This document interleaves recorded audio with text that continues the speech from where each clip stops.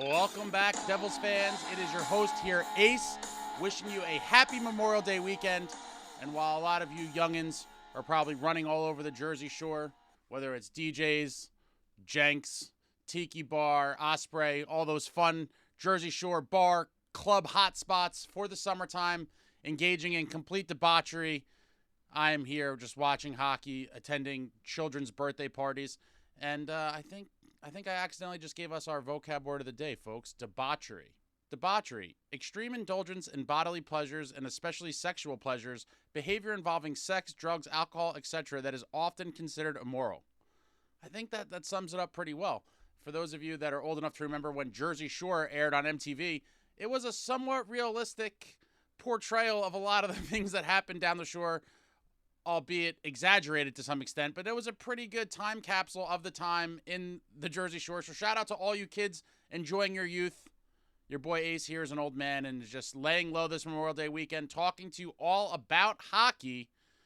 And I will start off the program with the never say die Adirondack Thunder clawing back into the series. They went to Florida down 2-0. Eventually, we're down 3-1 in the series. They committed 2-1, and they lost again, so it's 3-1. And then they turned to Jeremy Brodeur in net for Game 5. He secures a big W for them last night. And now the Thunder trail in the series in the Eastern Conference Finals 3-2, heading back to Glens Falls, New York for Game 6, hoping to force a Game 7, which would also be in Glens Falls. And the Thunder are just an exciting team to watch. I've been telling you guys about them from kind of the start of the playoffs. I went to a game there. You could check out some of that stuff. Actually, 2 games there. You could check out the videos and things on the channel. But the Thunder are still in this thing, going home for Game 6, looking to force a Game 7, and looking to earn a trip to the Kelly Cup Finals. And it'll be interesting to see Game 6. I mean, the house should be packed at Glens Falls, and hopefully they find a way to win these next 2 and get a Kelly Cup Finals berth. It would be absolutely phenomenal. I highly recommend checking that out if you can. Next order of business here. I am bored in the summer, looking for things to do, so I am starting a summer book club. And the first book we will be reading on the program is Brodeur Beyond the Crease, a great autobiography by the great Martin Brodeur that came out in 2006. So it is already almost 20 years old, which is crazy. I read it years ago and just picked it up again a couple days ago and was kind of flipping through it. And Marty gives some great insight into the game, a lot of behind-the-scenes stuff. So I think how I'm going to do it is maybe I'll do a chapter or 2 per week. Everyone can get the book. So if you don't have the book, go pick it up on Amazon or online. You can find it a ton of places. It's fairly cheap. Brodeur Beyond the Crease. We'll be reading a chapter or 2 per week, and then I'll kind of do a deep dive into some of the more interesting points and things from each chapter as the weeks go on. So, week 1 will be chapter 1 or whatever it is. And I'll do a video talking about the little nuggets and things that I thought were the most interesting or, eye-opening, whatever you want to call it, from the chapter. So if you want to participate in the book club, pick up a copy of Brodeur Beyond the Crease. We'll be doing that probably after the playoffs start. I'll start that book club series. Looking forward to reading that book again, as I haven't read it in probably 15 years or so. So it was an interesting read, and I'll be more interested in reading it now as an older gentleman here. But that should be an interesting read. A little peek back into the history books from the viewpoint of the great Martin Brodeur. And what would a Devils program be without congratulations to Jesper Bratt on his engagement? Looks like he went to a tropical locale here, popped the question to his fiance, his now fiance Nicole, dropped to one knee. There you see Jesper doing it big. And wow, what a ring Jesper picked out, or someone helped him pick out. And I don't want to be the bearer of bad news or break hearts here, but if you're a female watching this, whether you're in your young 20s, mid-20s, late 20s, even 30s, whatever it is, and you're hoping to be engaged soon, unless you are dating a professional athlete or the CEO of a Fortune 500 company, please do not tell your boyfriend, girlfriend, whatever it is, please do not tell them that you want a ring like the one Jesper Bratt got his fiance. Just stop it. Just stop your nonsense.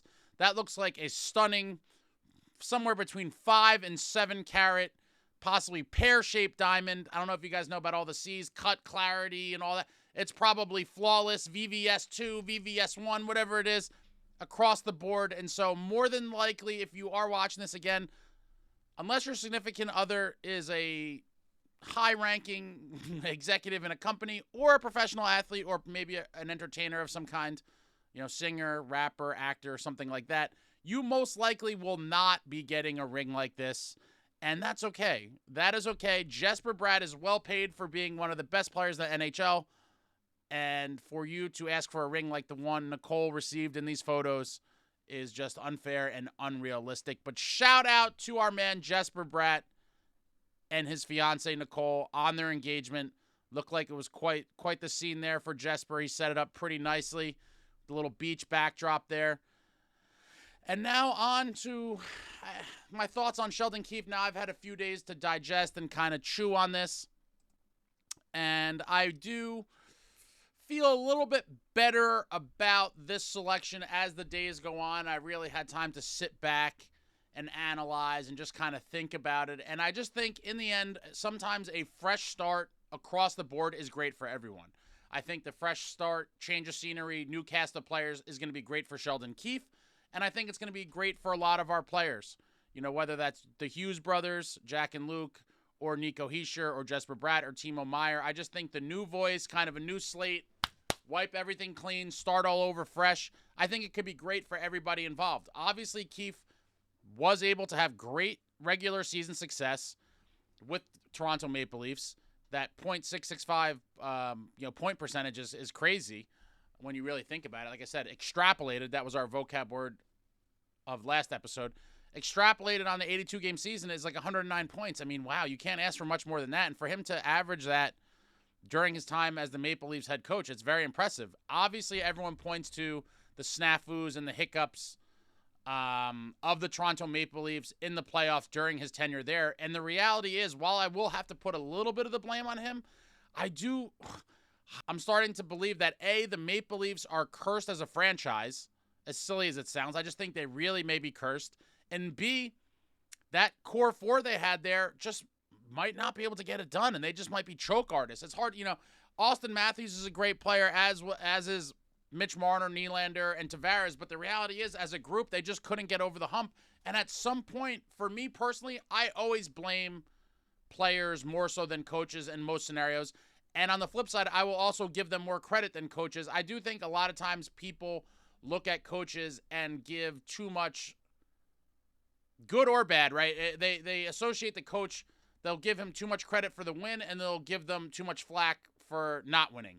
And so I think Keefe could be an example of that, where he strung together some really good regular seasons.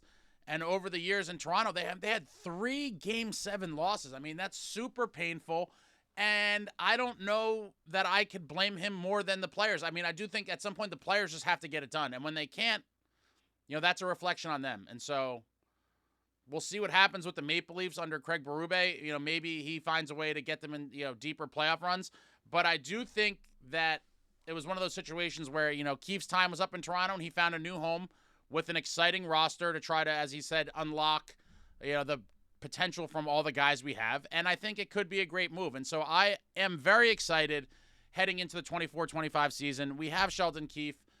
Hopefully we have a completely healthy team without injuries. And hopefully we're going into next season with some exciting acquisitions that Fitz is able to get us this summer, whether it's from trade or free agency signings. There is a lot of moves that could be made over the next couple of months, and I'm very excited. Assuming Fitz does what he should do, and we've talked about this at length. Obviously, the goalie is number 1 on everyone's list, but I'd also like to see a defenseman or two and a forward or two, and hopefully a lot of them with grit. I've told a lot of you guys in the comments, and maybe I've mentioned it in a previous episode on video, Nikita Zadorov is by far my number 1 free agency want. This guy is a monster truck, nasty, physical defenseman. They don't make too many guys like him anymore. I would refer to what I would call him as a throwback player. I love the throwback players, and so I'm going to make a whole separate video on Zadorov at some point, but he's my number 1 want in free agency. And there's a lot of other defensemen that would fill in nicely on this roster, as well as forwards, and a lot of them with a little grittier side. I do desperately believe we need that. If you've watched any of the playoffs this season, you have seen that it just seems like every team dialed it up. Come playoff time, the hits are flying, guys are getting crunched, and physicality is here. Physicality is absolutely here, and if you're one of these analytics nerds that tries to say that physicality, is not part of the game anymore and you're living in the past, bullshit. I am here to tell you bullshit. I've watched the playoffs. I've watched tons of games, and it was almost from game one. I believe the first period of the very first Bruins-Leafs game in the first round was like there was like 60 hits or something insane in the first period. I mean, it was just hit after hit. I was going crazy watching it. It was a sight to see, but this whole playoffs has been an absolute war. The Panthers-Rangers series now looks like it's developing into a grueling war that could go 7 games. Who knows how that's going to end, but physicality is on display for the world to see. The Devils need to get some more of it, and there's plenty of it for sale in free agency, and so I hope Fitz has watched some of these games and realized that, yes, our team is entirely too soft. We are not built for this playoff warfare, and we get a couple guys that can help change that. There's plenty of them available in free agency. But overall, when thinking about the Keefe thing, I think the clean slate for everybody could be a beautiful thing. A full, healthy roster, Dougie Hamilton, Jack, Timo, all these guys that were banged up throughout the year, a full season of them healthy could do this team wonders. And I am of the belief that when healthy, with a couple adjustments to the roster this summer, the team is much closer to the team that set the franchise record with 112 points in the 22-23 season and beat the Rangers in that beautiful 7-game series. This season was a couple steps backwards, and again, not to make excuses, but I do believe a lot of it was, a culmination of all the injuries, the Lindy Ruff thing, getting league worst goaltending. It was a lot to overcome. We couldn't do it, and we had a shit season. But I firmly believe that next season will be much closer to the 22-23 Devils than we were to the 23-24 Devils.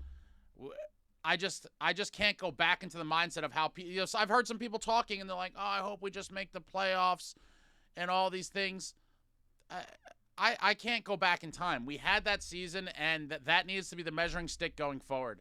I don't think that we will just be lucky to make the playoffs, kind of how people were feeling prior to that season.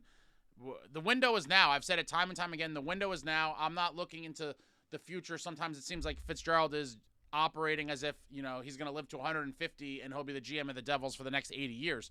I'm sorry. It's time to cash in draft picks, prospects, whatever it is, for win now pieces. The time to win is now. We have a solid nucleus in place, and now it's time to supplement them with players in free agency or trades. Would love to see the number 10 pick traded or bundled up with some other assets for a win now piece. I've said that,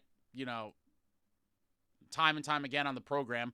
But the time to win is now. We have the pieces. It's now just rounding out the roster with a legitimate goalie, hopefully a defenseman or two, and a forward or two. Maybe it's a depth center, a fourth-line center, whatever it is. There's a lot of names out there that could fill that role as well. A lot of you guys have thrown out some interesting names. I would love to see Adam Henrique reunited as a Devil to finish off his career potentially. But there's a lot of other guys out there that could contribute in those roles as well. And so we will have to see what Fitzgerald does. But I, for one, am staying positive. Stan, you should try it, Stan. Try to be positive, Stan. Shout out to my man, Stan, the biggest naysayer in Devils fan history. Very knowledgeable old school fan. So shout out to you, Stan. But I'm going to stay optimistic. I think, the whole fresh start for everybody can be good. Hopefully Fitzgerald gets these pieces and we go into next season with a much more well-rounded group ready to compete and bring home a Stanley Cup to the beautiful state of New Jersey. But we'll have to see. We'll have to see how it all plays out. The IIHF Men's World Championship Tournament has come to an end. Host country Team Czechia takes down Team Switzerland in the gold medal game by a score of 2-0. Exciting game. It finished on an empty net goal to secure the win for the host country, Czechia, and a great tournament for Team Czechia as well as Team Switzerland. Wow. I mean, overall, very exciting tournament. And I paid attention to this one more so than in previous years just because we had so many Devils guys playing. And while it was a disappointing outing for Team USA, they fell in the quarterfinals to the eventual champions, Team Czechia. I do look forward to the Four Nations face-off we're going to see next year, as well as the 2026 Olympics, when we will see all of the available players for these countries on the team instead of just the guys that didn't make the playoffs. In my opinion, that's kind of what makes the IIHF tournament a little bit of a fugazi tournament because there's so many guys missing, but it's still a great level of hockey played in the tournament, and congratulations to Team Czechia. I mean, I was rooting for Team Switzerland just because for mainly nicohischier, but here we see nicohischier getting his silver medal, and we also have Jonas Siegenthaler receiving his silver medal. And what a disappointing outing for the Swiss. I mean, they really wanted to do it. You could see here in Nico's face. I mean, he wears his heart on his sleeve, and you could see Nico here is very upset that they fell short in the championship game, so close to a gold medal. And this will just be another thing for Nico to file in the box of things to motivate him for next season. After a disappointing Devil season, emotions are smashed again in this IIHF tournament. They almost won gold, and hopefully he kind of brings that into next season with a chip on his shoulder. And here we see gold medal winning New Jersey Devil on Team Czechia, ondrejpalat, looking very, very happy as he gets this gold medal put on his neck. A tournament well played for his team. And that's all she wrote. So we have one gold medal winner from our beloved New Jersey Devils, ondrejpalat, getting it done in his home country. Congratulations to all of Team Czechia. Pasternak was an absolute beast for them, and they got it done. I am hoping for a much better showing for Team USA, like I said, in both the Four Nations face-off happening next season, as well as the 2026 Olympics. I think there's tons of guys that were not on the roster that will be in those tournaments, and we should see a much better Team USA, as well as Team Canada. And, a lot of these other countries are going to have some great rosters, but I do expect Team USA and Team Canada to be the cream of the crop in these tournaments when they have all the players available to them, and it should be interesting. I've told you guys I will be trying my very best to make it to Milan, Italy for the 2026 Olympics. I think we're going to have a ton of guys in the tournament, and probably both Hughes brothers on Team USA. Very exciting stuff. I've always wanted to go to Olympic hockey as well as go to Italy, so this is kind of two bucket list items in one trip for your boy Ace. Looking forward to that. But let me know what you guys thought of anything talked about here. Do you have what did you do this Memorial Day weekend? Anything more exciting than watch hockey and go to children's birthday parties? Were you partying it up at the Jersey Shore? What do you think about Keefe after it's settled in for a couple days? What do you think about Jesper Bratt's engagement ring? That was quite the rock. Anything else hockey, IIHF, playoffs, throw it all out there in the comments.